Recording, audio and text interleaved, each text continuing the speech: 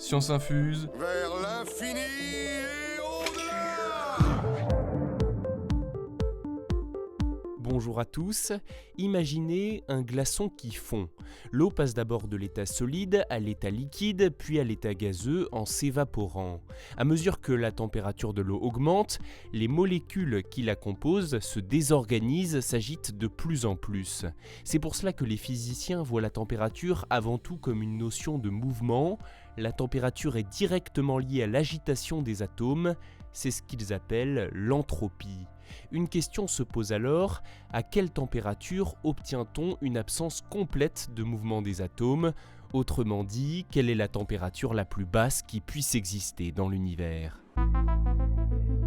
Si l'on descend tout en bas du thermomètre, il y a le froid le plus froid, le zéro absolu qui correspond à moins 273,15 degrés Celsius. Oh merde, ce que c'est froid! Le premier à avoir évoqué cette notion de zéro absolu est le physicien français Guillaume Amonton lors de ses travaux sur la relation entre la température et la pression des gaz au début du XVIIIe siècle. Puis en 1848, William Thomson, plus connu sous le nom de Lord Kelvin, a proposé une échelle de température absolue. Sur celle-ci, moins 273,15 degrés Celsius correspond à 0 K, 0 Kelvin. Yes, my lord. Yes, my lord. Yes, my lord. Il faut bien comprendre que ce zéro absolu est théorique et inaccessible, c'est une limite physique. Elle est aussi bien en dessous de la température la plus faible que l'on puisse trouver naturellement sur Terre, moins 89 degrés dans l'Antarctique. Depuis le 19e siècle, les physiciens ont tout de même cherché à s'approcher toujours plus près de ce zéro absolu, en utilisant des réfrigérateurs et en liquéfiant des gaz.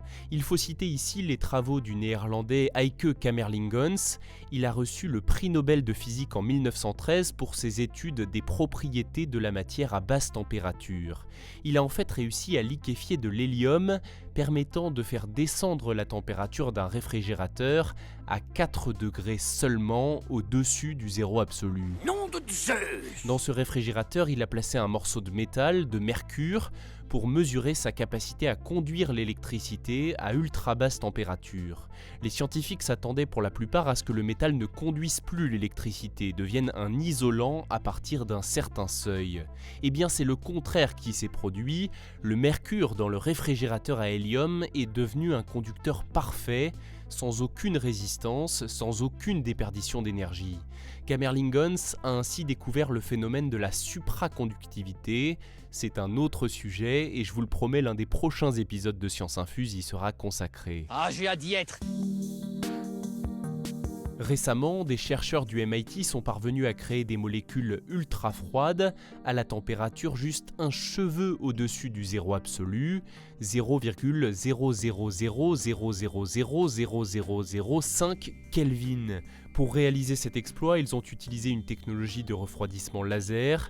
La température étant liée au mouvement des atomes, ils les ont freinés grâce aux photons émis par des lasers. Après le très très froid, évoquons aussi le très très chaud. De ce côté-là, la communauté scientifique a nettement moins de certitude. Si le soleil monte à 15 millions de degrés Celsius en son centre, il semble que la réalité physique puisse aller bien au-delà. La limite absolue de chaleur est donc elle aussi théorique, on parle de la température de Planck.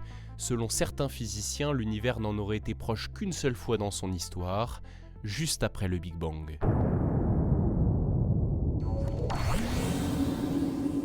Merci d'avoir écouté cet épisode, j'espère qu'il vous a intéressé. Si c'est le cas, n'hésitez pas à laisser une bonne note ou un bon commentaire si vous écoutez Science Infuse sur Apple Podcast, Castbox ou YouTube. Pensez aussi à vous abonner si ce n'est pas déjà fait. À très bientôt.